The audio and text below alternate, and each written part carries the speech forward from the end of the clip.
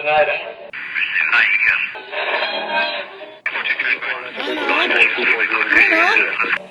Milo, is that you? There, I think I got it.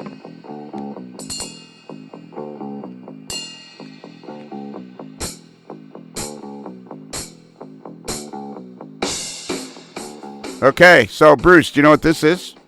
I'm guessing a podcast? It is the first podcast we've done since the last podcast. You know what this is? This is the first Springfield review we've done since the last Springfield review. Wow, that means Springfield must have occurred between the last time and now. Yeah, exactly. Since the last time and now.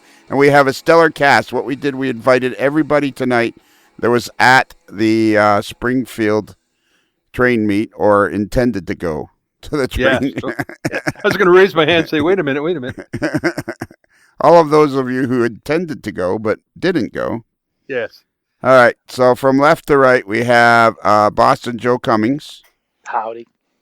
We have Chris Atkins all the way from Argyle, Texas, home of the Argyle Fighting Sox.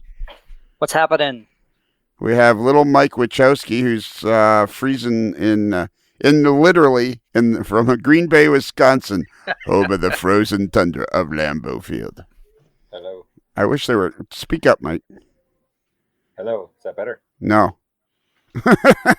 Everything's frozen in Green Bay today, including the microphones. Yeah. It's so cold the sound is freezing.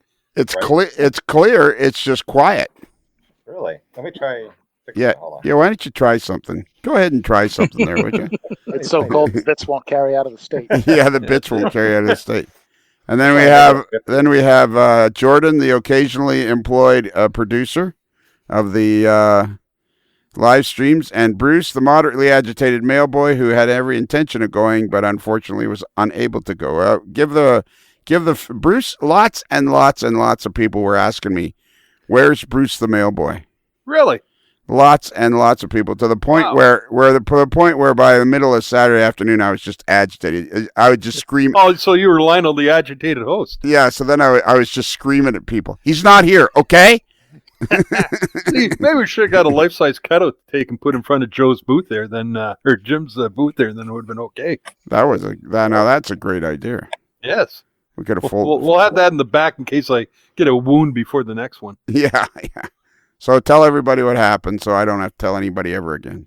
Everybody, what happened was about a week before, actually the Thursday, so a week before the show, I was in my doctor's office taking my boot off, prying them off like anybody does, and I heard a whap, whap, whap, and a severe pain in my leg as I tore up my hamstring muscle in my left leg. And it was a dandy. It was there's like 3 levels of hamstring tear Annihilation? up.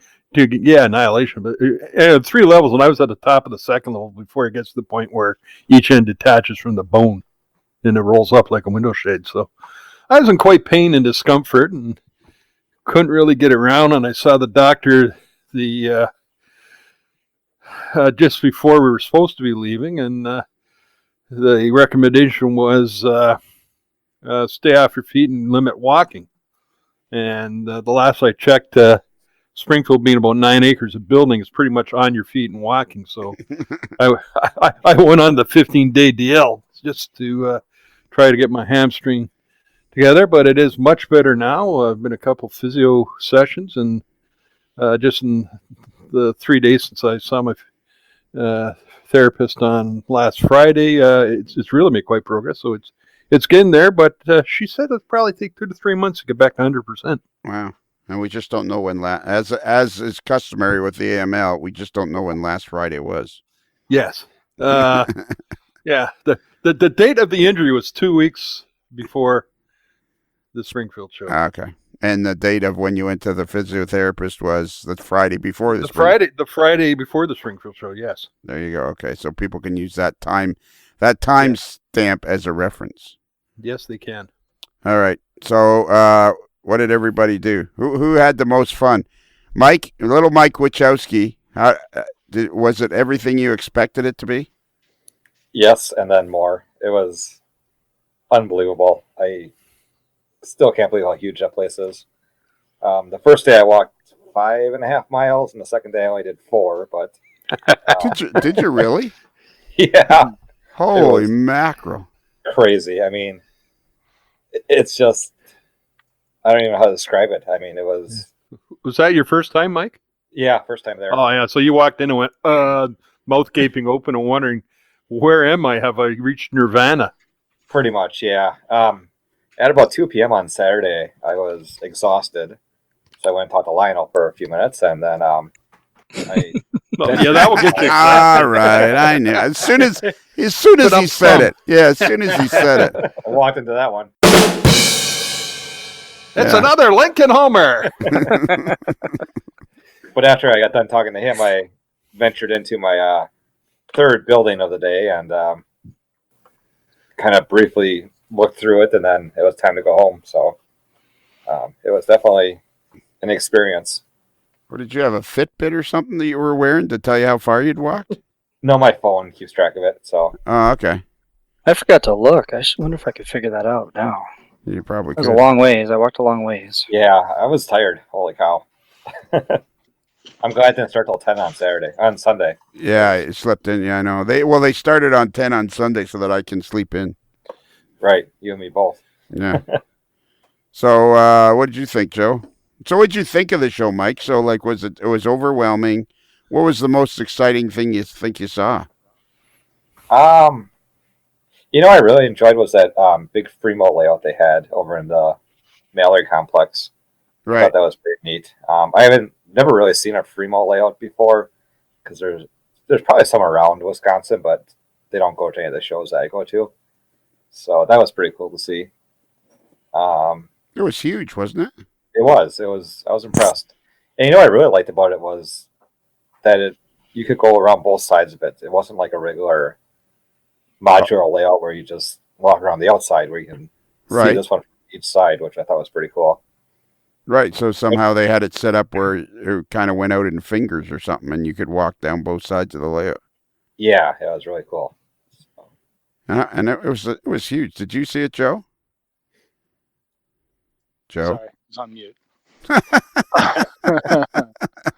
That new microphone's working really well. Which Primo layout were you talking about? I'm sorry, I had to discipline Wonder Dog there for a second, so I had to You step went in the away. Mallory complex. Yeah, I was took up pretty much one whole side of the back room in the Mallory Yeah. building. Really? Oh, that one, yeah.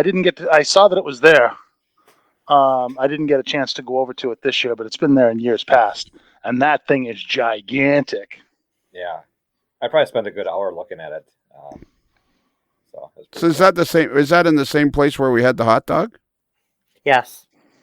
But on the Yeah. other side, Yeah, So, like, we had the hot dog. We were like at the entrance to the Mallory building.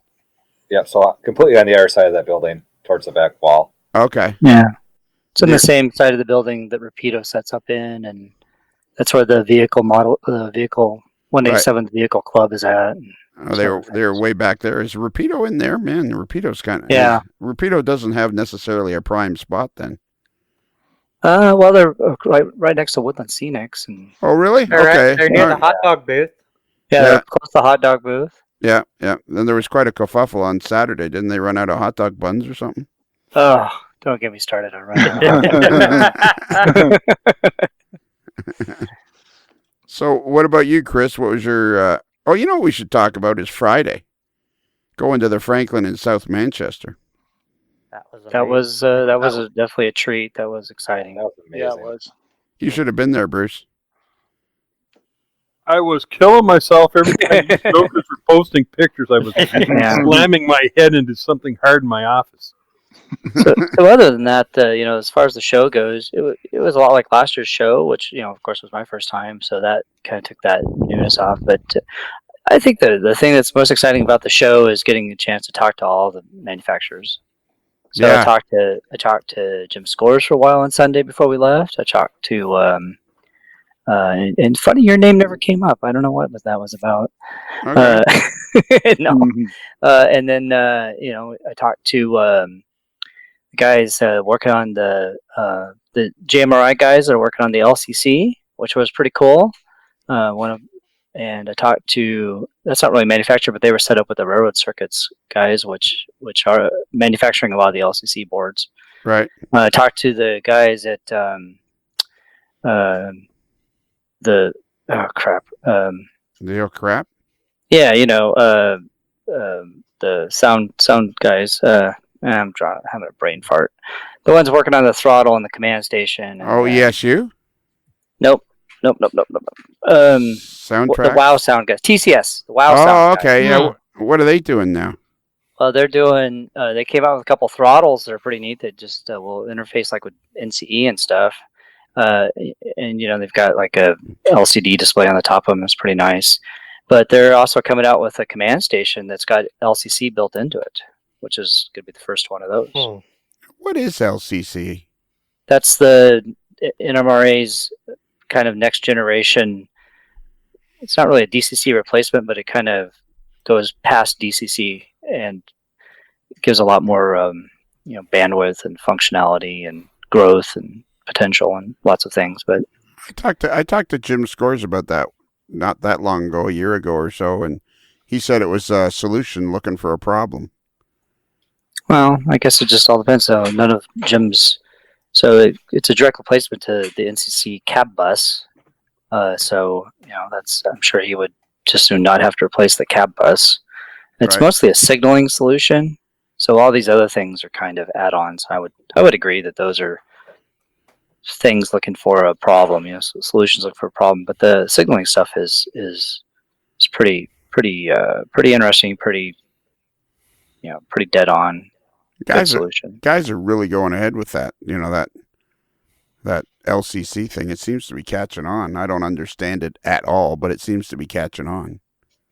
I don't know anybody that's actually using it.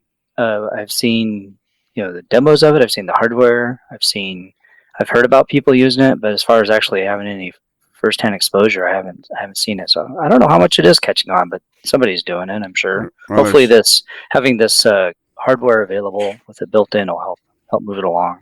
Okay, and what's it built into? Command station, DCC command station. Manufactured by somebody in particular, or TCS? Oh, okay, all right. So TCS is trying to get ahead of the curve and manufacture a. Yeah. So instead of coming up with their own yet another cab bus or throttle bus, because Digitrax has Loco Bus or LocoNet, and NC's has MC Cab Bus, and every manufacturer has their own throttle bus. Right. And these guys are using the NMRA standard to do it. And somebody set up an LCC standard. Yeah, the NMRA. Okay. No, but it's an NMRA standard. Yeah, I know. But it's just not. Probably most people don't know about it, and I certainly. Yeah, and I'm definitely no expert, and I'm definitely a layman when it comes to it. But it's exciting seeing things change and move forward. So that was pretty much the whole show for you. You stopped at the JMR or the rail circuits, and the highlight of the show was definitely when Mike and I found the tangent cars for $17 a piece, and I regret not filling up my entire suitcase with them. But I did get 6. Somebody was selling tangent cars for $17. Yeah, some museum. I think Mike got 6, I got 6, and I think by 10 o'clock they were all gone. Yeah. What's that? I should have bought them all. So I went and talked to Dave Leibach, and he goes, I had a bag of them there, and he goes, I said, oh, I already filled up on tangent. And he goes, so I told him what I found, and he's like, oh, I would have bought them all. So what museum was this? I don't recall which museum it was. Some museum not too far from there. Yeah, it was some museum. Oh, yeah, the Danbury Museum, I think. No, I could probably figure it out. Because I bought stuff from them. Danbury Museum. I don't know. I bet. Do you remember, Mike? I don't. I thought it was some retailer. I wonder if I got it. I think they use a square. If they use a square, maybe I have an email receipt. And did they? So they were selling tangent cars for $17. They couldn't have possibly bought them for that. No, I'm it sure looked they like were it was a donation. collection. That's Yeah, it was a donation. I'm sure. Oh, so go ahead, Jordan. Yeah, I think it was it was either they had acquired a collection through a donation or something, because they had a whole bunch of Jordan Production Highway Miniatures. They're old-time vehicles for sale, too. Okay. Yeah, it was every car was $20, which is a good price in itself. But you could get 6 400 is how they did it. So 1667 a piece or whatever. That was the best deal I saw shopping. But there's so many places to buy things from. Yeah, and you say they were all gone Mike? Did you say they were all gone? Who's doing Yeah, what? I went back. Who's Sorry. I went back later that morning to. I was going to buy the rest of them because I'm like, for $17 a piece, Well, yeah. you can't go wrong. But I didn't see any more, so How many do they have? Do you think? I bet you they had about 40 of them at the. Really? Yeah, they had a lot. Yeah. Geez, I think they could have. Well, $20 each, I guess, but they could have sold them for 25, probably even still. Oh, easily. I would have bought them for 25, but Yeah. 17 So was even better. what cars did you buy, Mike? I got a Rio Grande hopper, Union Pacific hopper. I think 2 of those, a BN hopper, and 2 other covered hoppers that were some like private co-ops, but everything kind of fit my era and region, so it was a good deal. Right.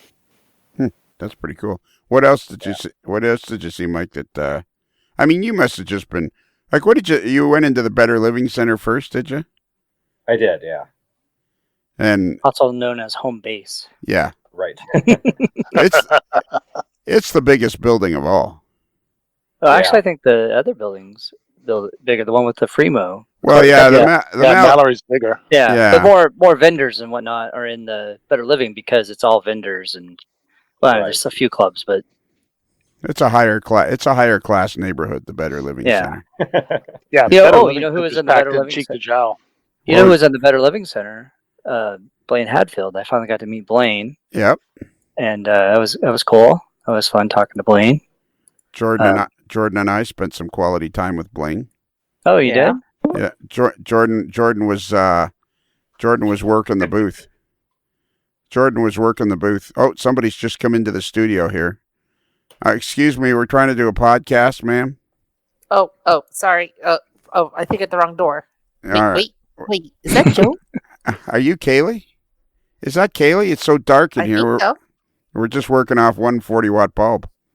Oh, well, time to call Chris Adams and get the generator hooked up to his bike. Yeah, exactly. Management has agreed that the 40-watt bulb is somewhat useless, and we're looking into a nice 2-bulb bedroom fixture with the square sort of dome shade to go on top of it. All right, so okay, where were we? Well, yeah, we were talking about the Better Living Center. I consider that to be the main building by a mile, because that's where the office is. There's some sort of what do you call it? Dealer or exhibitor or lounge. Got the exhibitor lounge in there, right? Yep, there's the exhibitor lounge there. There's the show office and City Classics. City Classics, the AML home base, and I mean it's just that building is just jammed solid. I mean it could take you all day just to do the Better Living Center. Oh, yeah. Oh, absolutely. Yeah, we basically walked around Saturday at about 1:00. I realized I was still in the Better Living Center, so the rest of the show I just kind of blew through. I was kind of in a fog by then, so I think that's basically a repeat of last year. So I'm not really sure I've really seen the other buildings. Yeah. The Better Living Center is huge. I mean, it's massive. The amount of stuff they've got packed in there is just like I wandered around there. I didn't really get to do much at all. I was busy trying to podcast the world. But did you do any podcasting? Yeah, I interviewed. Oh, I okay. did 28 interviews. Really? Okay. Wow, I didn't. Cool. I didn't even see you do any interviews. Yeah, the only Actually, Oh, go ahead. barely left it. I was going to say I barely had an opportunity to walk around the show this year, so we were just so swamped at Tom's. Yeah. So this is Kaylee Zhang, who lives in West Hartford, Connecticut. She single-handedly builds turbine engines for A320s and installs them. Wiggle, wiggle, baby. Yeah, and then she's trying to figure out how they make them so they won't wiggle when the plane's going down the runway. Because I find that very unnerving. So we've talked about we're getting into people keep turning their mics off. I wonder why. We So talked. we don't interrupt you. Oh, okay. Well, you can just stay quiet. That's customary in conversations. The other person just doesn't make any noise. Okay, so Kaylee, where was Tom's Trains? We were located in the Young Building. Which one is that? Because you come out, That's the one. you come out of the Better Living Center and you go across Right. the road, Mhm. and then you can go either left or right. Right. That So was the one to the left. the one to the left is the Young Building. The one to the right is the Stroh Building. Right, and the one to the right is the little tiny building, is it not? Or where's that Right. little? Yeah, Stroh is the smallest building. yeah, exactly. And it seems kind of like dingy. Yeah, well, it's actually not bad. It used to be a lot darker before they installed the LED lighting, but since then it's not too bad. But Stroh is where Spring Creek was located. Right. I made it into there, and Spring Creek was huge. And Spring Creek here. It's only one way in and one way out, and I managed to walk the entire circumference of their setup before I found the one way in because I was looking for the guys from Proto Throttle. That guy has a huge space. Spring Creek has a huge space.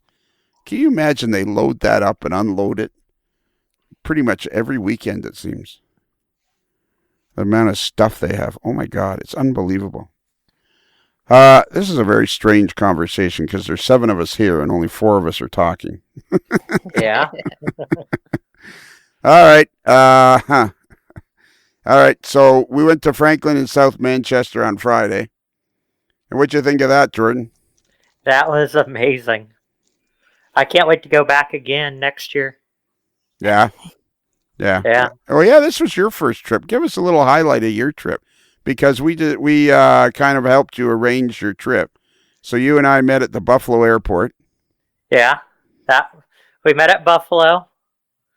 I drove from Ohio, got to Buffalo, did a little bit of rail fanning before I met up with Lionel. And then we headed down to Springfield. We ate some cookies along the way. Oh, yeah. And it took us about 6 hours from Buffalo. We made great time. So what did you think? So you and Joe went to the show on Saturday morning ahead of me. So you got there and you got your badge at the office. So what did you think when you first walked in? I think it was at that point that I went, oh crap, what is all this? And then you just kind of wandered around trying to figure out where to go next. And the Better Living Center has that weird kind of shape to it. So I always get thrown off when I come in there because it has that weird kind of angled, one wall angled. So I always get lost in there. It took me forever to find Blaine Hatfield. I couldn't find Blaine Hatfield. I mean, I wandered around and wandered around. Then I came and got you on Sunday and said, can you find Blaine Hatfield for me? And I took you there. Yeah, that's what we did on Sunday morning. I said to you, I want to talk to these few people. And you led me because by then I was just delirious. And then I met up with Mike again, and you looked like you were ready to fall over right there on Sunday around noon, Mike. Yeah, that was I was tired by noon, which is only 2 hours into the show by then. Yeah. What did you think of the Franklin in South Manchester? That was unbelievable. I mean, the amount of detail in that layout is just mind-blowing. When I was talking to his wife, she was showing me all these little things I would have never seen had she not pointed them out. Oh, really, eh? And I'm sure there's a million other things on there, too, that I missed. You know, I mean, I just can't believe that one person could build that. I mean, that's... I actually have another thought about this Franklin and South Manchester that actually really surprised me. What's that? That they were building that little extension he's building. Yeah, you're still building the layout, yeah. That had his last 2 kits on it. Give him a place to show off his last 2 kits. Oh, is that what was happening there? How many kits has he made altogether? 100 or so? More than 100. And they're probably every single one of them is on the layout somewhere. I think so, yeah. And consider that he built that layout around also. Well, just leave them, Bruce. Oh, fine. Bye, Bruce. I'm going to take my headset and go. Yeah. Boy, I will say, if we Wait, rehearse now, Chris Atkins. Now Chris. Why does your mic keep going on and off? I was not talking, and I was afraid that there'd be a lot of background noise. Oh, okay. There's people coming and going, and All so right. forth. I was Yeah. going to say, has Spoon messing around with the internet connection again? All right. No, I was going to just say we all just sit here and guess what he was going to say. Well, yeah. See, when he comes back, we can figure out who was. Oh, he wants in. I've locked the door to the studio so people can't. And he keeps. Okay, what happened, Bruce? You fall off your chair? I'm not sure what everything dropped out, and now I'm back. We were trying to figure out what it was you were going to say.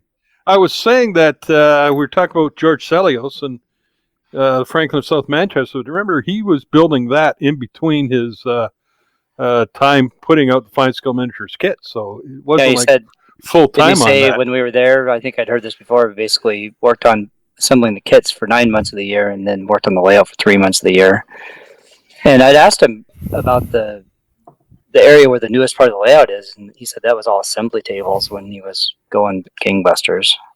oh, And then there's evidently another part of the building or whatever that he used also, which is where the final work is. Because I think that when was it the last section was basically shown off in Model Railroader and the Alan Keller video and stuff. It's been over 10 years ago. Oh yeah, at least Alan Keller. I don't think has been doing videos for almost 20, has he? I think his last article in MR was 2008 when they were talking about adding operations to the layout. Maybe 15 years ago they were showing off the final section. Yeah, the thing that got to me, the thing I liked the most. Kaylee, have you ever been there? No, I haven't. Oh my goodness gracious! Sakes I've alive. seen photos and I've heard stories from when Sarah Kelly was shooting the scenes for the documentary that, to seeing in person just doesn't do the pictures any justice. Yeah. But me personally, I've never been there myself. When you don't even live that far away. Yeah, that's true. Oh my goodness. Of course, I have to go around Rhode Island first. Well, exactly. Yeah, we should cover that, Joe, about how craftily you did that. Well, I stayed weeks before the trip. I stayed up nights with charts and maps, trying to very carefully plan out the route so that we wouldn't hit that gum on the sidewalk. Yeah. The thing I like the most, I don't know, Mike, maybe you think it's what got to me was when we ended up going to the wrong direction. It's on Main Street on Peabody Avenue. We were looking for Gordy Robinson, and somehow we ended up going towards 18 Peabody, but it was actually 49 Peabody. And when we finally got there, I thought it was like magical opening the door and going up the stairs. As each stair. Yeah. What's that? Absolutely. It was like stepping back in time almost. I mean, it was like entering our dimension. Oh, yeah. Yeah. Unbelievable. And as you're going up the stairs, I've known of the Franklin in South Manchester for over 30 years, drooling over it in the magazine. And as you're going up the stairs, you go up you're getting closer and closer and closer. It's like Rudy when he comes out to play for Notre Dame in the movie Rudy, It's like, and he's out on the field, It's like you're getting closer and closer, and you get to the top of the stairs, and you think it's going to be like when you open the door, it's going to be kind of like, ah. And it kind of was, actually. But then you walk through the door, and you walk down this little aisleway, kind of along the back of the layout. Which is extremely detailed, by the way, as well. Oh, is it? Yeah, if you look down in there, I think it was Mike that said it, is we're walking out, and he goes, even this part's detailed. I didn't notice that. Yeah. Yeah. It's like that little hidden gem, nobody looks at that part. Yeah, it's a little bit of a vignette was obviously like hidden trackage at one time, and he added some details to it. I thought the layout was going to be bigger somehow. Well, he's made some changes. I know he did rip out a bunch of urban areas and changed them over the years. I've got the 3 DVDs on his, and he's made changes over the years to it and opened it up a bit as far as scenery and stuff. And answer the question, 71 kits is the number I come up with. Oh, okay. Oh wow. Yeah. I was drooling over the layout because it's the era I model. What era was it? He said like 20s to mid 30s. Okay. And he's very. Is part of it too. Should be everybody should know he's very hospitable. Oh yes, he's very nice. He was really His nice wife guy. also is really, Yeah. really friendly. I chatted with them both for 5-10 minutes at Jim Sacco's booth last year. Truly, truly nice people. Yeah, and he was like, we took a picture. We asked if we could take a picture, a group photo with him, and he was like happy to do that. And nothing seemed like too much trouble. He was just a genuinely nice man. Wasn't there a time when he didn't allow photography for people who would come in to see the layout? Yes, there was. I thought there was a time when photography was not allowed, and now he seems to be completely relaxed about the whole thing. Yeah, Yeah. when he was doing his kits, he often would preview it on his layout, or at least set it up on his layout to do the photography shoots for like the boxes and stuff. But rather than take it down, it was incorporated to a scene. So Okay. That makes sense. All right. So yeah. So then I thought it would be bigger though. Did it seem small to anybody else?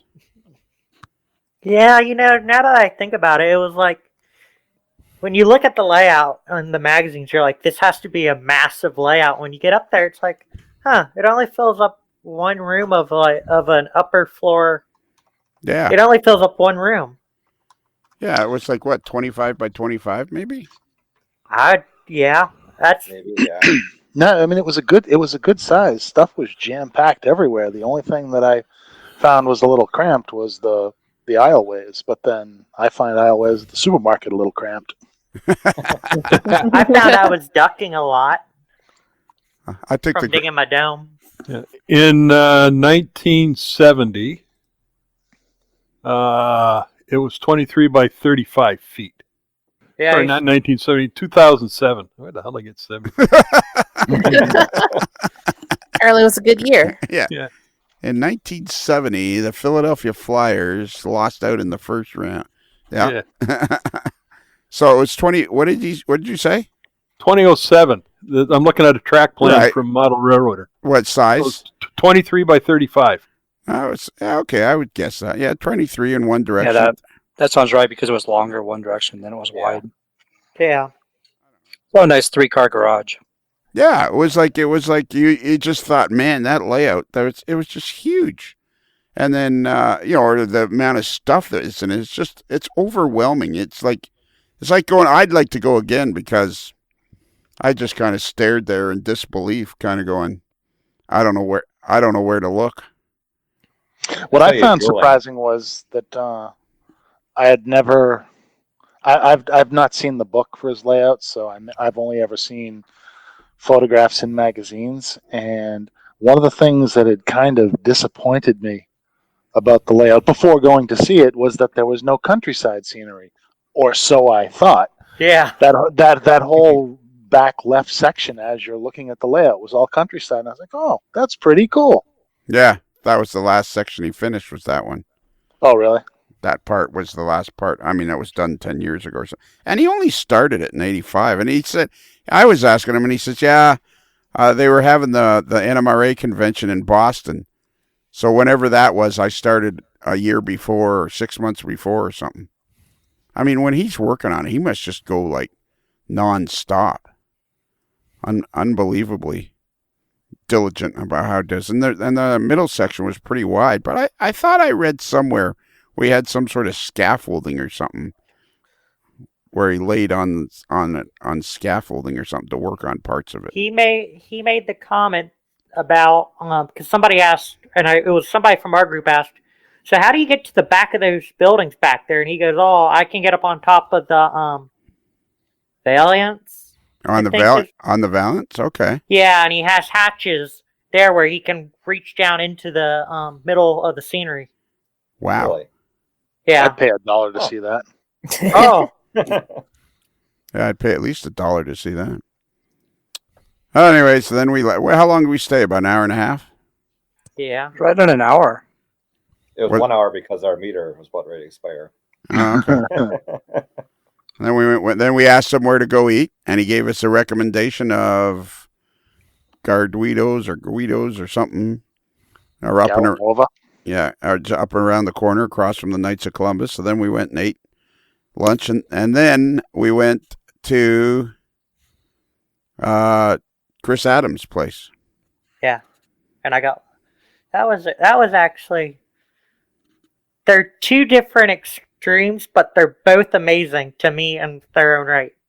Well, and go ahead. No, I was just going to say, but before we got there, we had 2.5 hour drive, and we were listening to viewer post number 28 as we were driving along. I found that to be quite rewarding. Actually, I thought it was a lot of fun. We were all laughing and having a good time. I had never ever listened to the show with a group of people. I got a question. Uh-oh. Whose car alarm's going off in the parking lot?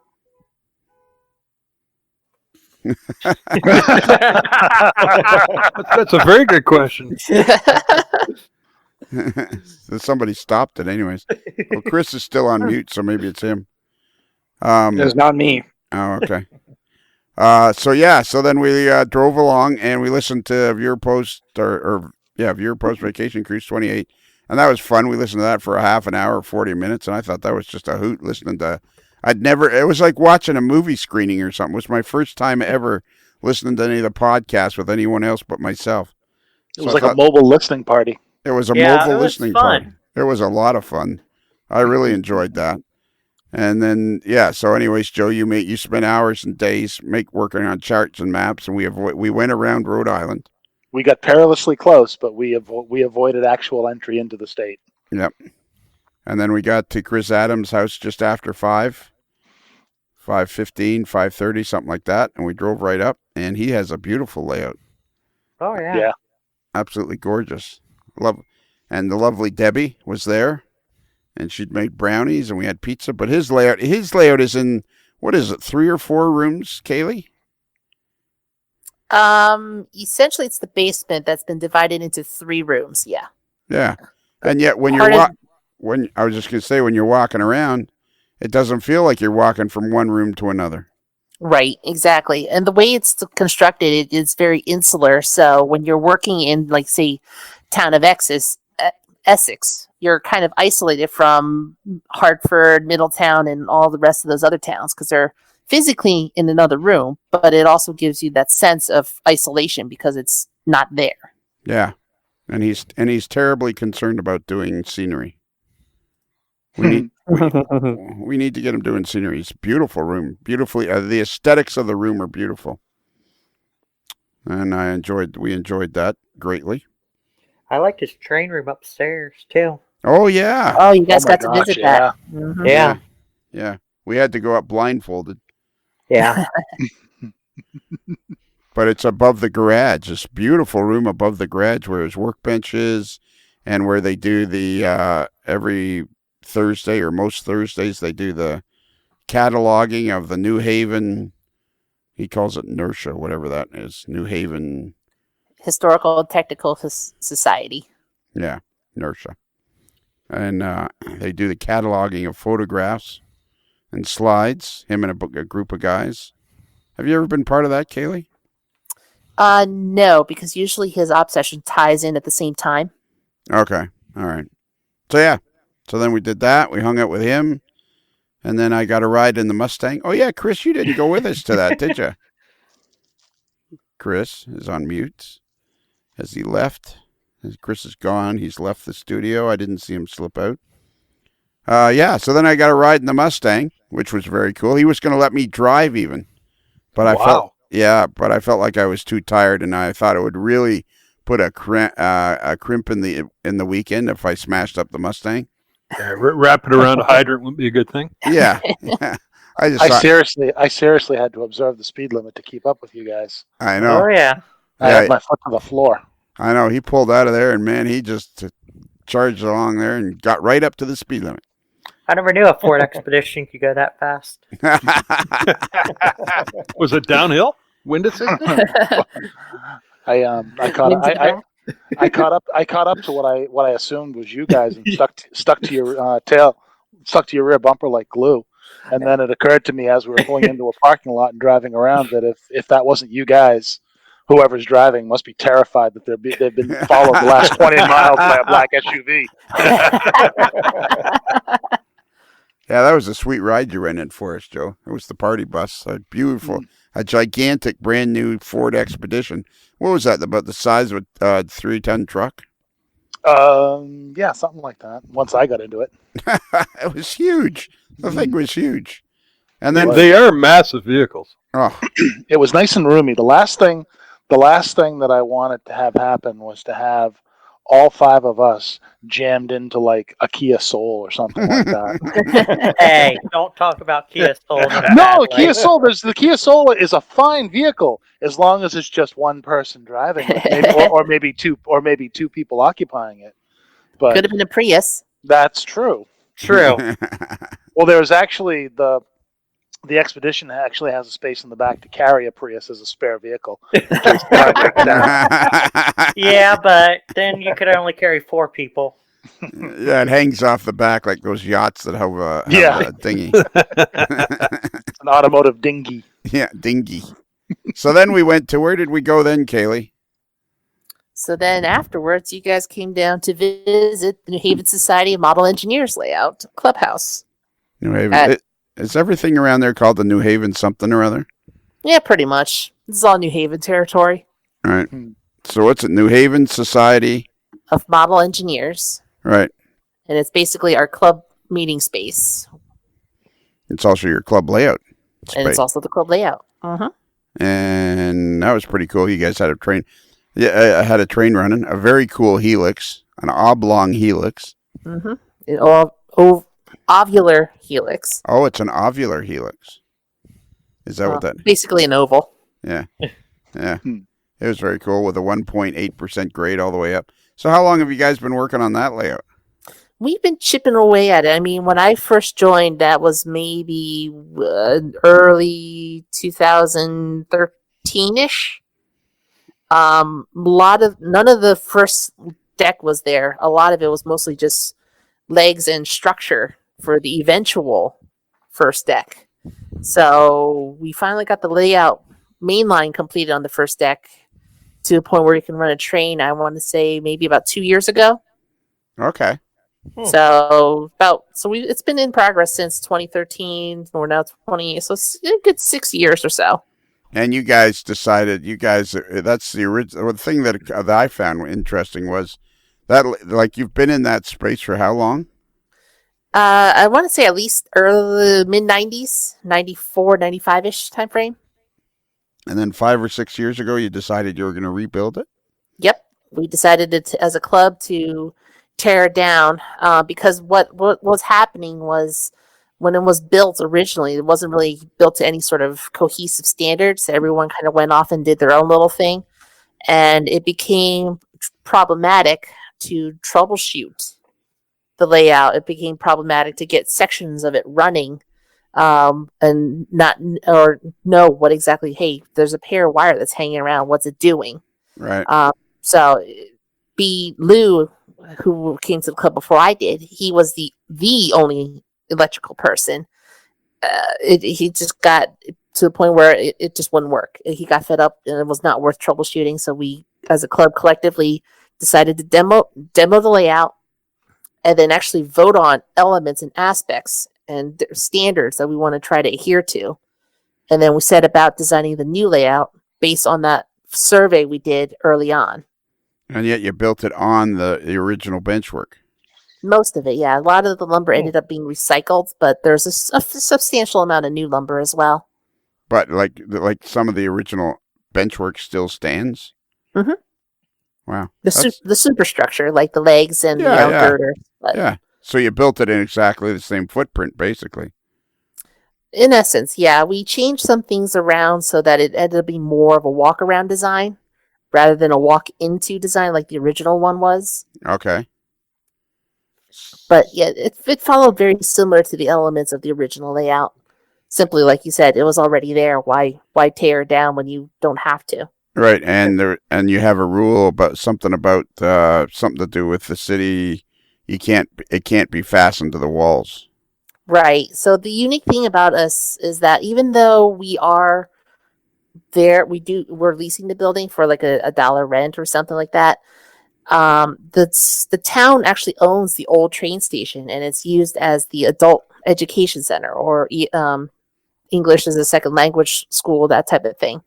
So we couldn't have anything permanently attached. Everything had to be designed so that in the unfortunate case where we get the boot, we have to break it apart and ship it out.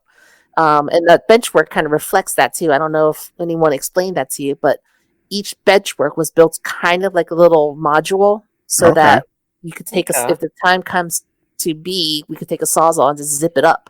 Okay. And then it could pull it out in sections and carry it out if we were so fortunate to find another space. Right. Yeah. But you feel very confident because the mayor is a model railroader or a Penzi fan. Yes, You feel pretty confident about where you are right now. I think so. We're good. We're in a good place right now. So But you can't. You were saying you can't have public shows. right. So because of the age of the station and the way the access is, you have to walk downstairs.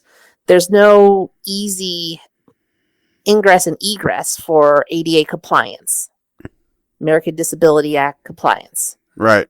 So because of that, the fire marshal kind of puts a kibosh on any sort of public open house, open showing. But your rent is next to nothing, I think you said. Right. And then what do you charge for membership?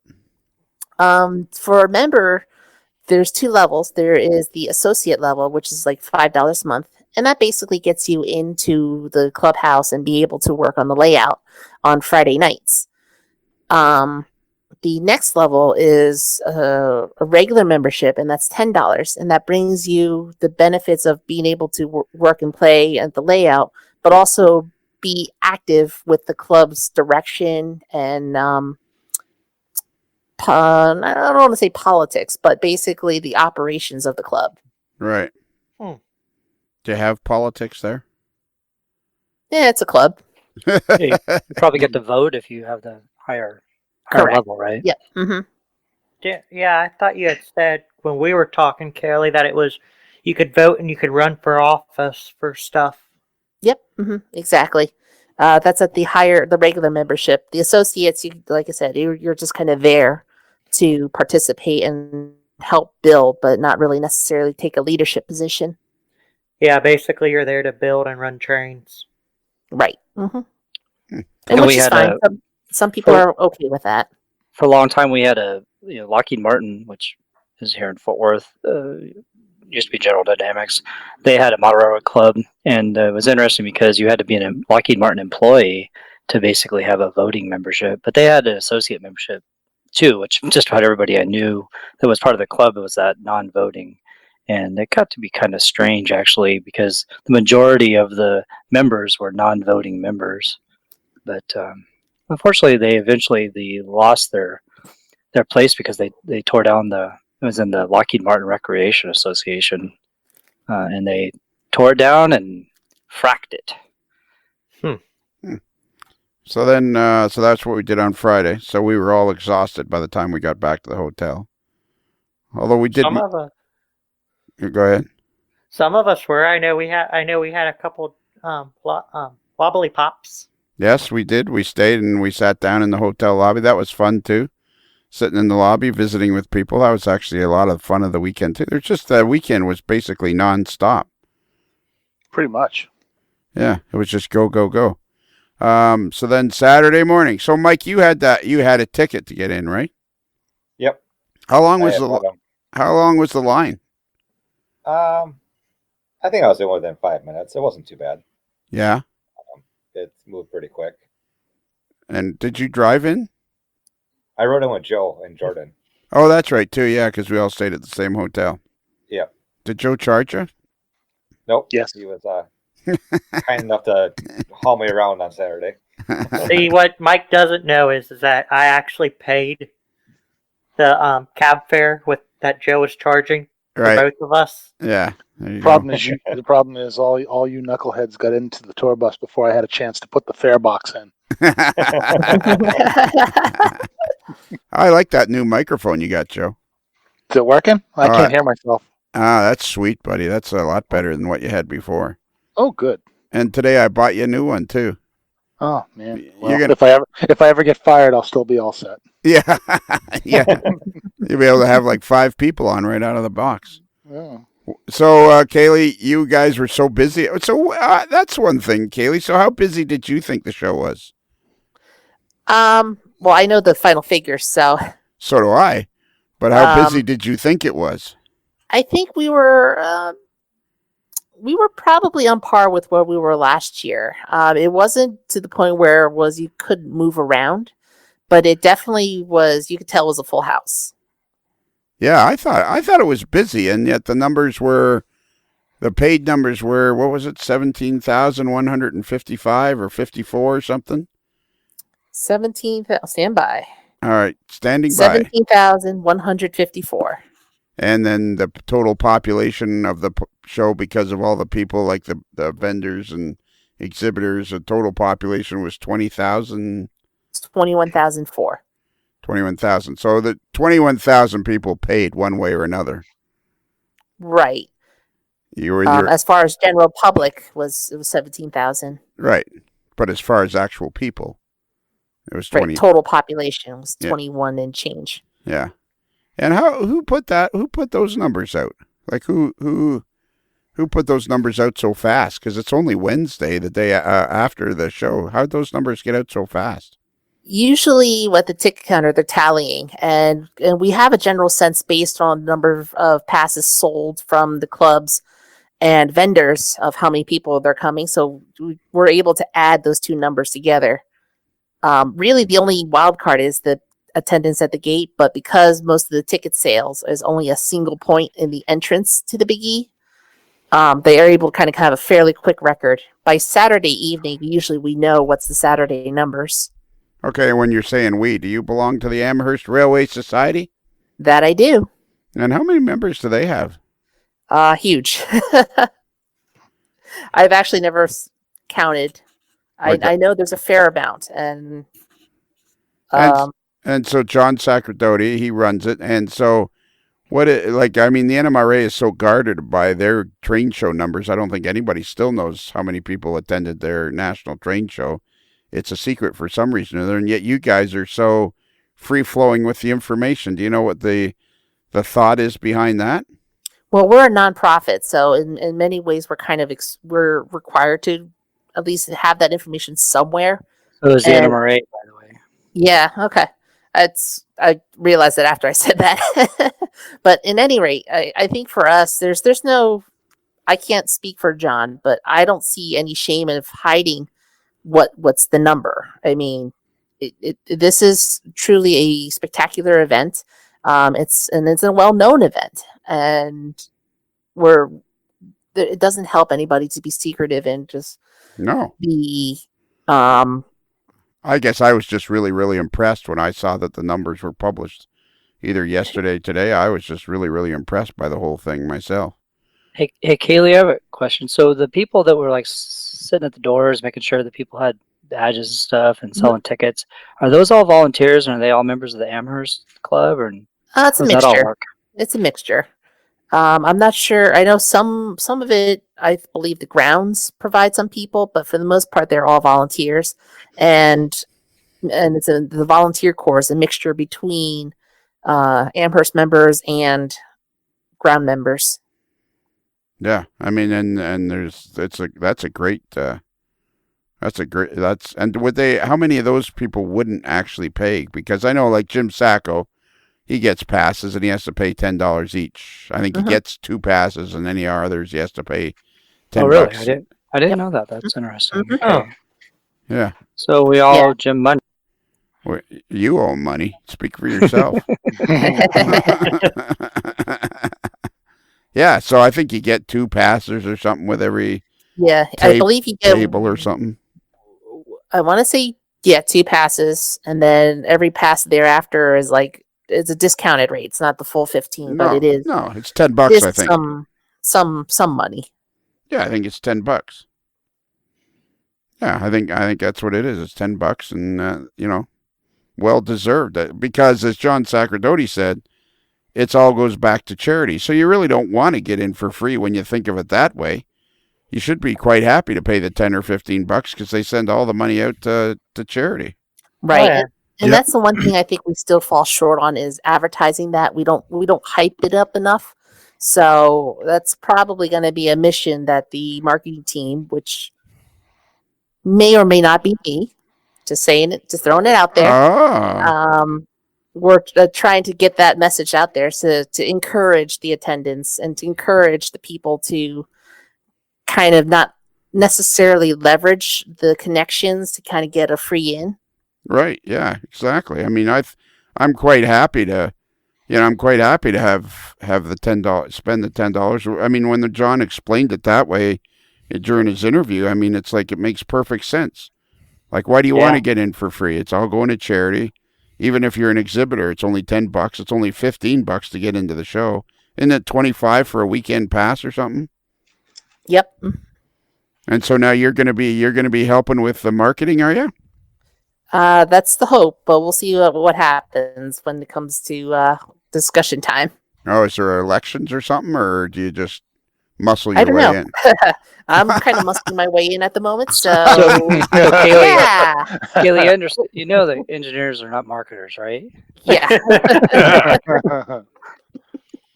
They're sort of diametrically opposed. Yeah, to I each think other. that's good. The polar opposites. Either you're an engineer or you're a marketer. It's like you can't cross the streams. The Great Divide. So I got a question for everybody. Go. What was the one thing that you found interesting that was being released? Ah, that's a good question. So what was the one thing that the big release, because how many people how many manufacturers, I wonder, were releasing? Atlas was, Scale Trains was, Athearn was. So Yeah. Jordan, you paid attention to all that stuff other than Scale Trains. What were the other people releasing? Because I saw the Scale Trains release, but when I heard Dash 9, I lost interest and moved on. Rapido also was, but they were announcing a freight car. Atlas was releasing auto racks and some type of covered hopper and in scale, I believe. Athearn announced. Is doing. They didn't really have a release per se, but they did announce that all HO products are now going to become available in N-Scale. Oh, they did have the GP38-2s that the Canadian roads had. That was one of their announcements. Yeah, that was actually announced in December, but they didn't make a big to-do about it until at the show.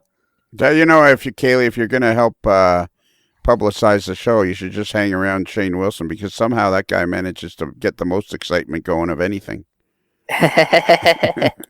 People were gathering around that, because he was having a big announcement of what was coming out next and everything. I mean, Scale Trains just seems to have the ear of the people. Well, I think what also motivated that was you also got to walk away with the new locomotive, and if you were an HO modeler. Yeah, if you wanted to buy one, for sure. No, they were giving one away. Everybody got one? No, when you announced the Lionel, listen, one. Everybody gets one locomotive. I was gonna say I did see Oprah there. Yeah. You get a locomotive. I want you all to look under your seat. There's a locomotive under there, and it's yours. All right, my highlight of the weekend was Greg Javanello, who we interviewed. Bruce has it right at the tip of his fingers. He was episode such and such, and that one. Yeah, that one. Yeah, sometime in the last year, we interviewed Greg Javanello, and we had met last year at last year's Springfield show. He came up to me and said he would listen to the show, and he's mid-30s, and I thought, man, this guy's perfect to be interviewing for the show, because he's not 102 years old, which apparently a lot of people think that's what the age group is. I don't know why that is, because it's not even close to that. So anyways, last year he told me about a guy that had an app they're on something called FileMaker that's only available for iPhones. And he made this app about the show so you could keep track of everything you were doing. So somewhere, I guess when we were interviewing John Sacerdoti, somehow him and I got in a conversation. Maybe it was a private conversation, and I was telling him about this app. And he's like, oh, if you can find the guy, tell me about him. So anyways, I got a hold of Greg, and Greg got a hold of the guy, and the guy came up. And so around halfway, 1 o'clock or something on Saturday, Greg, and I think his name was Bob Dixon, and Bob Dixon's friend or acquaintance, Greg says, this is the guy, and this other guy is making the app work on an iPad and making it even fancier. So we went over to the show office. I said, well, let's go over and just see if John Sacerdoti's there. So we go over to the show office, and sure enough, John's there, and he's having a powwow with 4 or 5 people in the office. And I said to John, I said, excuse me, but I said, I got these guys here that have developed the app. And he just says, okay, all you guys clear out. And it was fun to watch John Sacerdoti in action, because we got the guys in there. They explained to him. They showed it to him. And he immediately said, okay, what is this going to cost me? Because let's do this. And he was just like, right away, let's get this done. Let's tell me what it's going to cost, and let's get this done. So I wouldn't be that shocked if next year there's a very usable app for all the show attendees to have on their phone, which would be very exciting, because I was part of that whole event. It was started by Greg. It was another guy who developed it. Greg told me, I told John, then we dragged those guys over, so I'm very excited about that. That was my highlight of the show. And then there was silence. So did they keep it a secret, or why was it not readily available already if they'd gone to all the work? Oh, it's just one guy. Just one guy did it for himself. Huh. So last year, Greg was riding. There's a bus from somewhere in the Cape Cod area. Yeah. And it's called Karen's Bus. If you look on the website, they have it there. And Greg happened to be sitting beside this guy.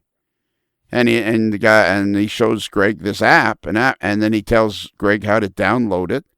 He's got it somewhere, and it's on this thing called FileMaker. So Greg downloads it, and then he's showing me last year. And I looked at it, right? But, I was not paying attention. And then somehow I got talking to John, saying, oh, yeah, check this. I met this fellow last year, Greg, and blah, blah, blah.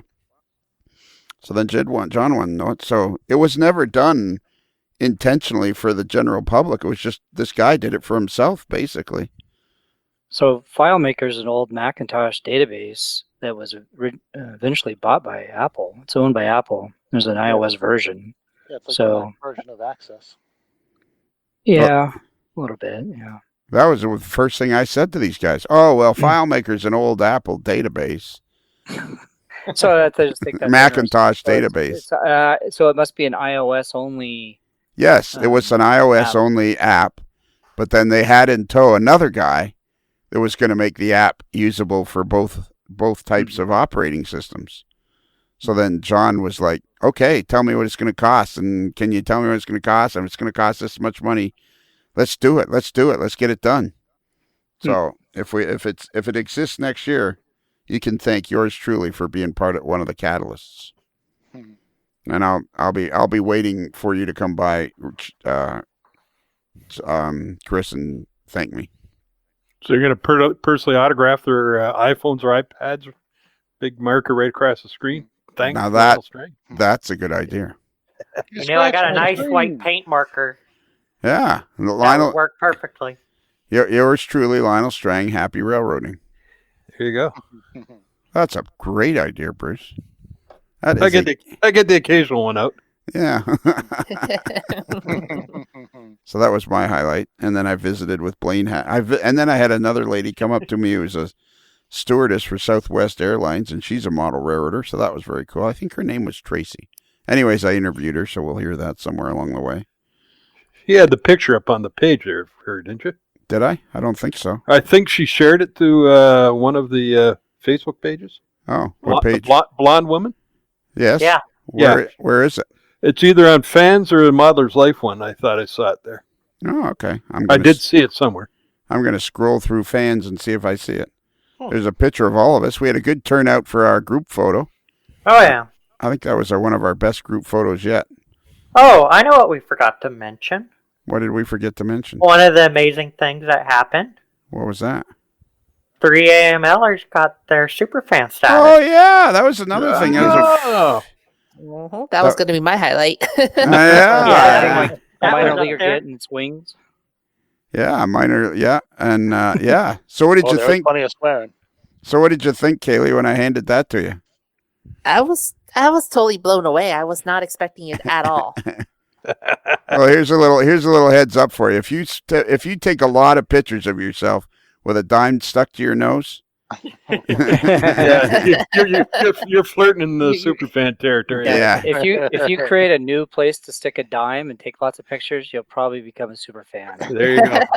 and for all those listening, the zinger is now taken, so you got to come up with your own. Yep, the you gotta Broomfield's come up with taken your and the own. zinger's taken, so come Or up with your slapping own. a sticker on the side of on the back of Yeah, your so car. that one is now out too. So as soon as any loopholes are discovered, they are automatically closed. It's in the, page 593, paragraph 22, subsection 3.1.5. all right. You know what? Yeah. Well, Bruce knows the book. There's no point in arguing with Bruce. He knows the whole deal. Well, that's why It gets lonely down in the mailroom with that 40-watt bulb. I got to do something. that's why he pulled the hamstring. He was trying to lug the poor thing around. Yeah. I know. I got to get wheels mounted on it one of these days. I still had you came, Bruce, we had picked the perfect shirt name. We had picked the perfect shirt because we had all said, oh, we would have pushed you around. Yes. No. It was- Hey, don't do none of this we stuff. You picked it. Hold on. You I picked have it. Mike Wachowski and Boston Joe Cummings, who were part of the we. You were nowhere to be found, Lionel. I'm not including your name. Yeah, but I don't know if they were. You have to be You got a mouse in your pocket? What's this wee stuff you're talking about? Yeah. He's using the royal way. Yeah. You know, Jordan, here's a little tip for you that you can use in the future. When you come up with a good idea, and you're talking to me about it, and you're met with silence, that probably means I don't want to be involved. On the plus, if you come up with a good idea and it's all in place and you talk to him, then he'll be. Oh full yeah, in. I'm all in. I'm all over it, and it was my idea. Now I'm going through. You know, this fans. Who started this fans of the AML? Anybody? Who started this fans of the AML? Anybody? What's that, Chris? Some wanker from Texas. Yeah. It's really good. It's like there's a ton of pictures on here from Saturday. Here's one of Speed with the guys from TCS. Super. Oh yeah, that's one I put up. Those are the throttles I was talking about. Yeah. That's the guy, the big cheese at TCS. I'd never met him before, so that was pretty cool. Oh, is he the big cheese at TCS? Yeah, John. John? yeah. Does he have a last name? It's just John the Big Cheese? John TCS. LeGrand Fromage. Wow, his last Yeah. name's Wow. Yeah, Wow, Legrand. so- Wow. Yeah. Yeah, Legrand Fromage. Forsyth. John there- Forsyth. Okay. Forsyth. Yes, that's right. There's Thanks. Bru- Thanks, great Kaylee, actor. for remembering my names I can't remember. Yeah. there's Bruce pulling out his grade 10 French. Legrand Fromage. See, there's a town in Ontario called Ingersoll, and they're known for their cheese. And they used to have, or they may still have, a big cheese festival.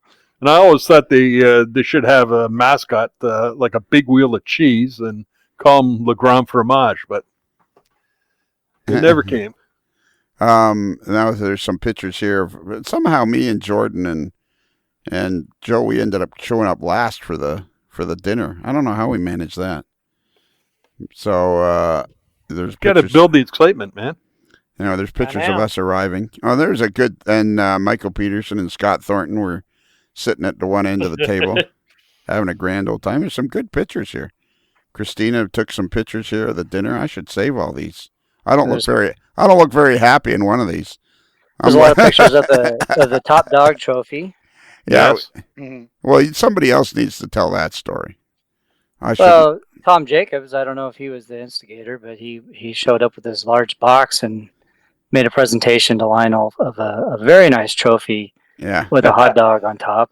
The the trophy must weigh like 15 pounds. Yeah. Solid granite. Yeah. And but the hot dog is little animated. You know, Top a dog. little bit Should top we dog. Should we Bruce, should you and I try to tell the real story of how that came about? How this whole thing came about one silly night. Leave them up to their imagination, but the two Bruces and Tom were involved. Yeah, exactly. And there was a bit of a challenge thrown down, Yes. which I accepted Yes. gracefully. Well, speaking of which, is anybody? Never mind. Was there a $100 bill I was thinking of involved? something.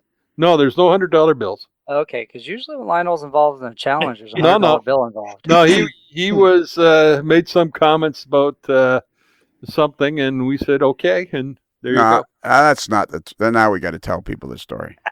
you know what?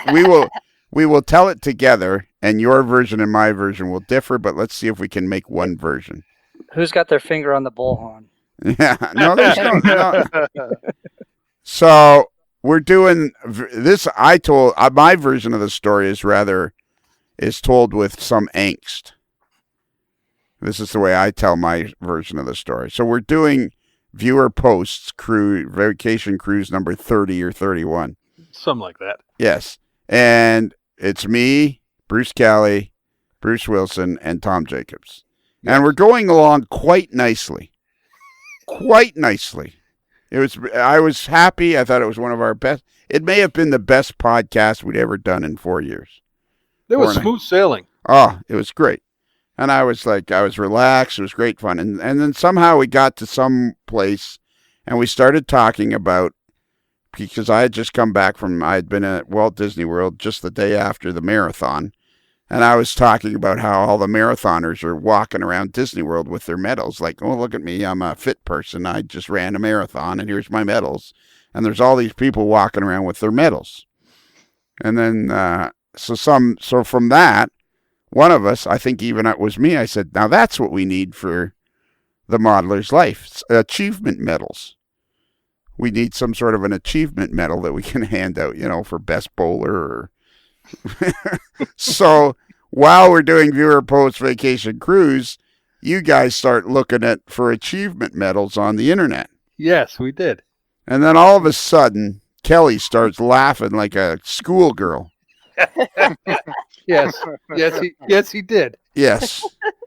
He starts laughing like a schoolgirl, and he puts a link in the chat or something. No, I found that through the link up there. Okay. So which is...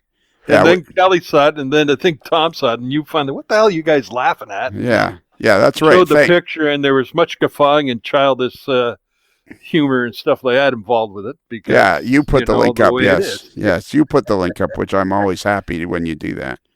And so you put the link up, and then there was a lot of schoolgirl giggling. And I'm like, what are you guys looking at? Because I'm desperately trying to do a good podcast because I know there's people all over the world enjoying it. Yeah, up until that point, it was like the start of Gilligan's Island. The cruise was going good, and then... And so you guys show me this picture of this trophy with a hot dog on it. Yes. And I'm like, okay, well, that's pretty cool, And then one of you, what's the word I would use to describe it? Clowns. Knuckleheads, yeah. One of you knuckleheads. Wienerhead. Yeah, I said, hot dogs.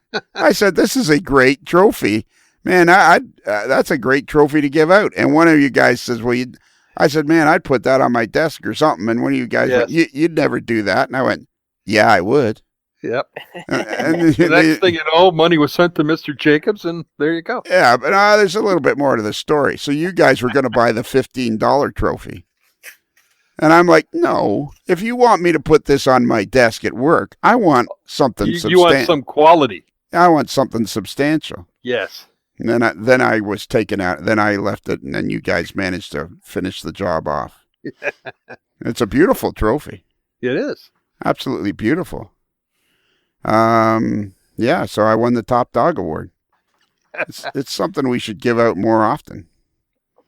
It's a beautiful trophy. I know you impressed the hell out of Christine Ganser with it. Yeah, exactly. Yeah, I don't think. Actually, I thought it was the opposite. I didn't think she thought it was impressive enough. Well, that could be. So, if anybody wants to see a picture of the trophy, there's pictures of it on the Fans of AML Facebook page, which is facebook.com/group/fans of AML.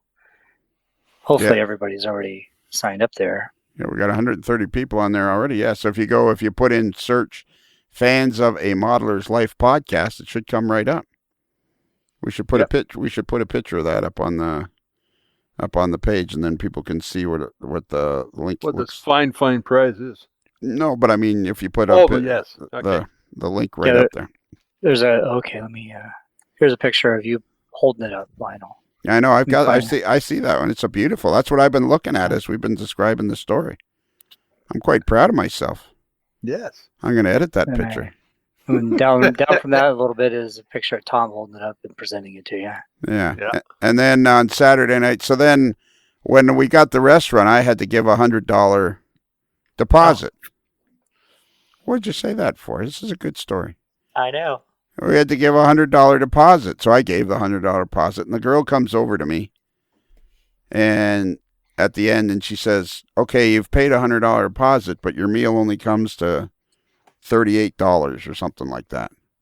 And I'm like, "Okay," and she says, and she got in this long, convoluted way of how she was gonna give me back my $62.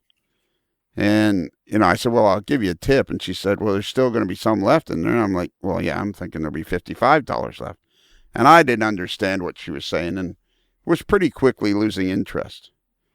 So I said, "Well, let's get ice cream for everybody. Use that $55 and we'll just buy ice cream for everybody." So then 17 of the 25 people wanted ice cream. So then when I get my bill, it's now 200 and ice cream apparently was $7.50 a throw, and I bought 17 people ice cream. So now instead of it eating up my $55, it chewed through another $100. There you go. So I hope everybody enjoyed their ice cream. That was great ice cream. But then she got, so then I get my bill, and she's on the other side of the table, and I said, "There's no way I ate $117 worth of ice cream." Or 171, I think it might even have been. It was a lot of money for ice cream. That was the best ice cream. It was free ice cream. Yeah. The best kind. The best kind of ice cream is free ice cream. All right. Do we have any other highlights we got to touch on? We should have just.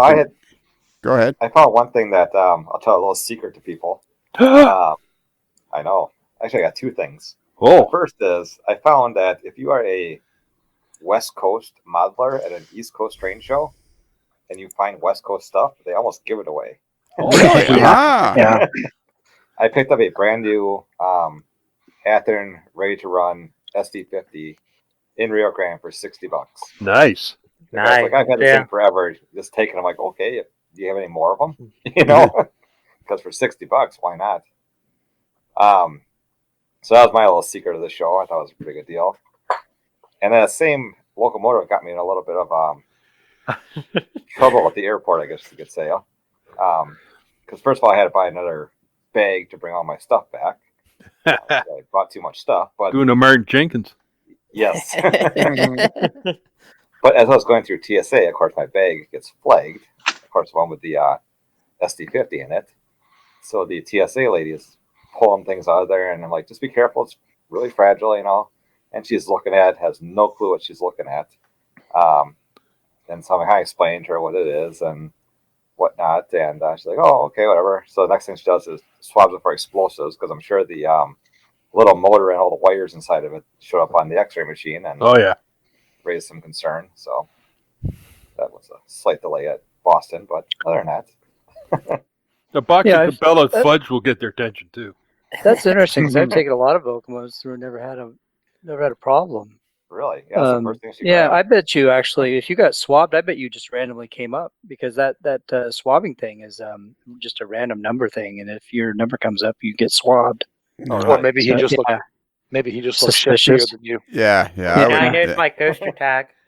Yeah, there's no way he was random. They were watching him. They were watching him all the way. Once he got to the rental car return, they were watching him all the way through the airport. Oh, that was an interesting. That was another highlight of mine, getting out of the Buffalo airport.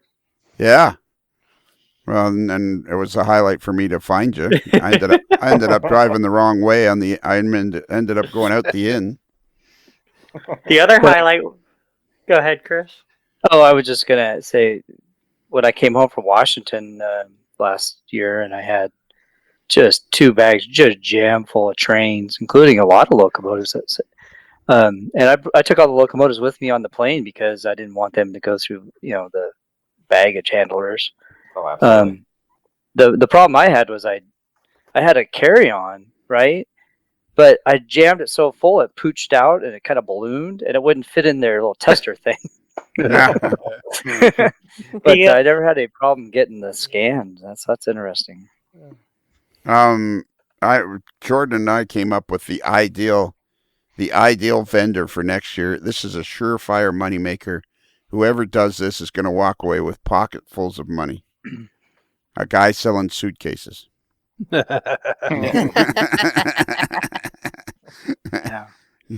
There's always guys buying suitcases.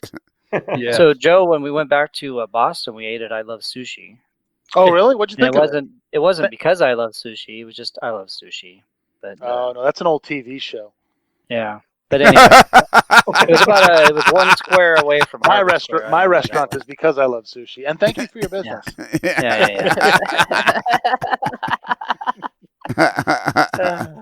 Well, it fit my criteria. I only eat sushi near the ocean.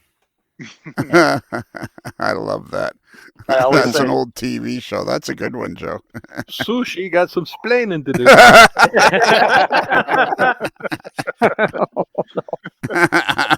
And Jordan's going, what?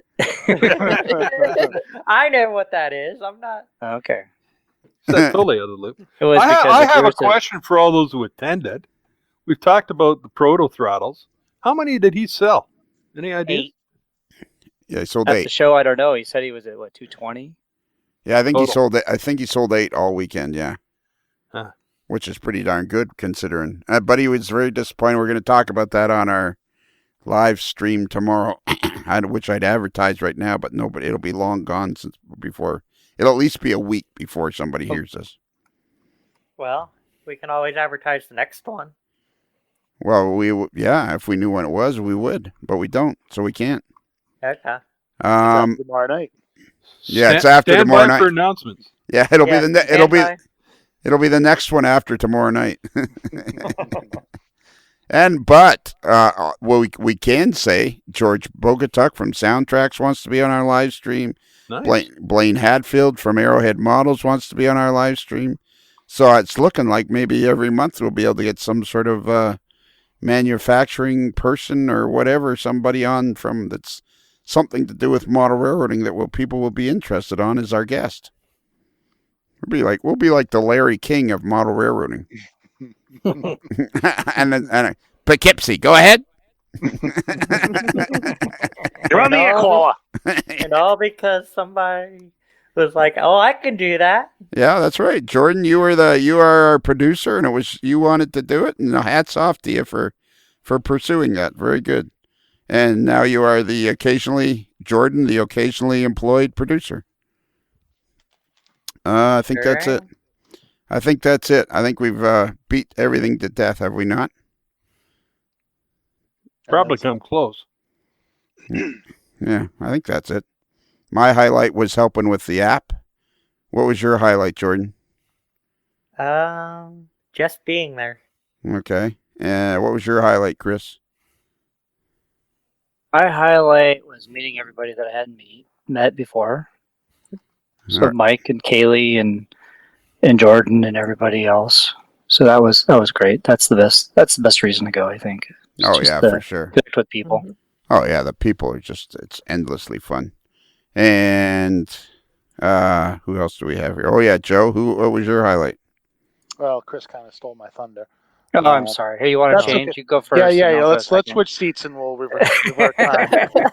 No, it was great. It's always great meeting the people who you know online but have not yet met in person, like Tom and James and Kaylee And Jordan. and Chris. No, we've met on. Adams. Oh yeah, you met at the picnic, you guys. Yeah. Yeah. That Um, and I discovered the drug that is Morning Sun books. oh yeah, you loaded up Oh, on yeah. books. Oh no. Yeah, Yeah, Oh, I definitely better helped. not tell you about. Was it always? What's the other one? Always West or? Oh, I know who you're talking about. There's yeah. the other one. There's 2 or 3 that are like Morning Sun. Oh, really?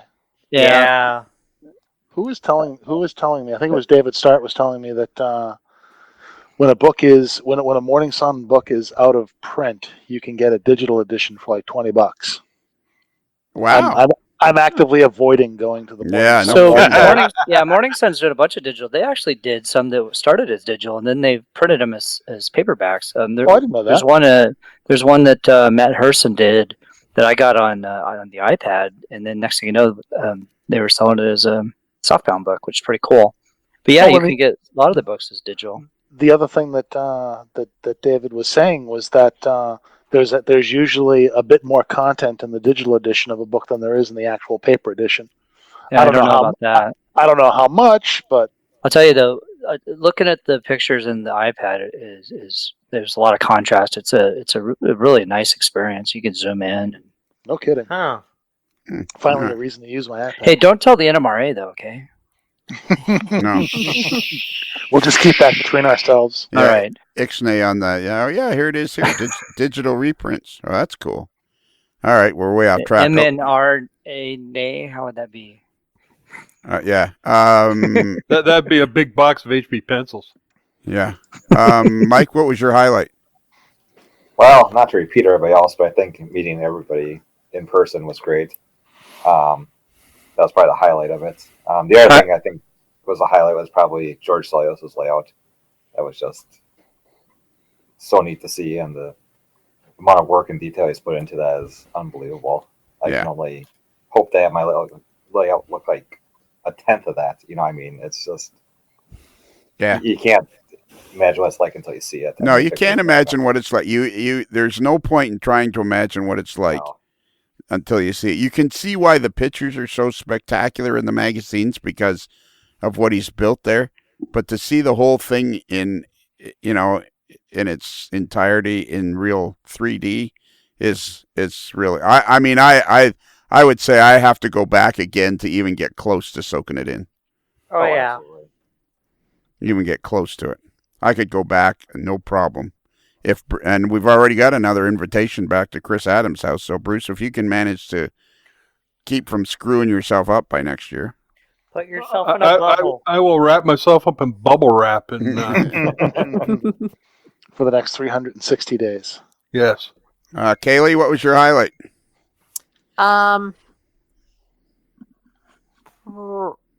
Probably meeting everyone, kind of like what Chris said, Chris, Joe, and everyone has said. It's nice to. All right. I've got a new favorite thing. The best thing was having a hot dog without a bun. Okay, now you guys can. If we're going down this route. I was going to add on. I was going to say probably the top highlight of them all is being super fan number 27. There you go. Yeah, that's sweet. a highlight. Yeah. Now we're going to give her Daryl Sittler numbers or Frank Mahovlich number. That's a tough one. I was thinking about that myself. I think she qualifies for Frank Mahovlich. There you go. Yeah. I'm actually going to change mine. The best one was getting to the New York toll road and finding out they didn't have change for a $10 bill. I couldn't believe that. And then they told him he had to send it in. Yeah, I got to send money in. When we drove from Buffalo to the eastern end of the toll road, it was a $15 toll, and we got another and the whole way everybody's telling us it's 55 degrees and raining, and it's like we're in 30 degrees, and it's like snow, sleet, and everybody's telling us it's so mild there, and we get to the eastern end of the toll road, which was maybe 15, 20 miles east of Albany, New York, and it's $15. And I pull up, and I can't tell where we're supposed to, and Jordan's he's no help at all. No, I'm going, I don't know. You're no help at all. Come on. You're eating stuff in your face with cookies. And I and I pull into the wrong lane, the easy pass lane. And I'm like, now I'm basically too deep, and I'm like, well, screw this. I just kept going. So, Attaboy. So basically, what it is it's the karma. I got the karma on the way back. Oh yeah, we can't accept a $10 bill. well, you know what? You know what I think happened? I noticed a flash as we were going through on your side of the car. They got my picture. Yeah, they got a picture of you. Yeah. Oh, And they got a did- picture of your license plate. No. I'm joking. Well, if they did, and they can see through my gray license plate cover and covered in road salt, Perfect. have at it. Well, what's even better is she had to get out of the booth to get the license plate information, and it's like, wouldn't you? Because I even asked. I said, "Well, will you accept a credit card at least?" No, sorry, we can't do that. Yeah, this story is unbelievable. He pulls up to the toll booth, $3.15. He pulls out a 10, and she says, "I got no change." Then she gets out of the toll booth and starts taking out his license information. I'm like, seriously? You're supposed to have change. And tells him he's got to mail it in. Yeah, and then it's in whiteout conditions to make it even better. Yeah, you had a fun storm you had to drive through. Oh, that was fun. Okay, that's it. All right. You know what, Bruce, if you don't mind, Yes. Boston Joe has a brand new microphone that's working really well. So can we let him do the email? Yeah, remember it's Boston Joe, though, right? What did I say? Yeah, just remember it's Boston Joe. It's not the equipment, it's the operator, right? Okay, and Kaylee, This is all I'm saying. yeah, and Kaylee, it'll be your responsibility to come up with something for the very end of the show. All right, Boston Joe, you want to do the email address? If you'd like to communicate with a modeler's life through the medium that is email, send your emails, cards, and letters to modelerslife@gmail.com. That's modelers with one L like Atlas, not two L's like lifelike. Wow. Not bad. Nice. Not bad. Sweet. Oh, nice. Very I keep nice. telling you, Tony- I keep telling Tony you, Kelly, Cook better watch out. Kelly's been giving me lessons. Yeah, exactly. That's sweet. And we have a website called at modelerslife.com. So if you go there, you can find links to all of our pages and stuff and junk. And I think pretty much everything you need to know is on modelerslife.com. So I think that's pretty much it. Should we tell them about the YouTube channel? Oh yeah, there's a YouTube channel, and there's Chris has told them about the Fans of the AML Facebook page, and we have our YouTube channel. Go to a Modeler's Life for the YouTube channel. Do we have anything else we got to tell them? There's so much to tell them. This thing is completely... Oh, yeah, that's what we were doing, Mike, you and I. Because we were doing most of the interviews sitting in City Classics booth. And people were coming up at us. There were so many people, and I'm looking at you, and you're looking at me, and we're going, this thing is completely out of control. Oh, absolutely. We were giggling. We were like, let's just turn this thing off. Like, turn the lights off and leave. Like, so we were just like, oh my! I forget what happened, but right when you came in, like we were inundated with people wanting to talk about the podcast, and we're like, just turn this off and get it over with. Do we need to get you a big light that says on air? Yeah, maybe. You Yeah. need to set that up in front, Maybe. and then when it lights on, then people ask to, go Yeah. around. Actually, a VIP tent will take care of everything. Yeah, there you go. Or you know what? Yeah, instead of a VIP tent, they'll get. This actually fits. You know how the NFL has that with what do they call the tent where you have to go in to see if you've had a concussion? All right. Oh, yeah. Our high school football team has one of those. Yeah, what do they call it? There's some name for it. Medical tent or something. No, it's do you know what day it is? Tent. The concussion protocol tent? Yes, the concussion protocol tent. That's what we need. We need How many fingers am I holding up tent? That's what the AML needs is a concussion protocol tent. They bring you in there, and if you can find your way out, you don't have a concussion. Yeah. All right. Are you ready, Kaylee? I'm good to go. A Modeler's Life is rated marginally adequate by 6 out of 10. Engineers who say AML safe to fly. And the light, oh, went out in my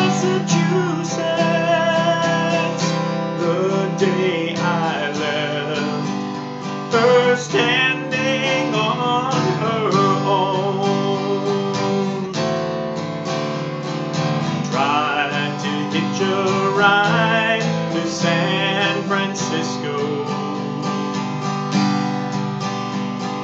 Gotta do the things I wanna do.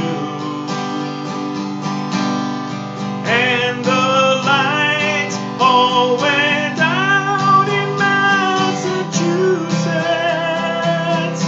They brought me back. It's another Lincoln Homer.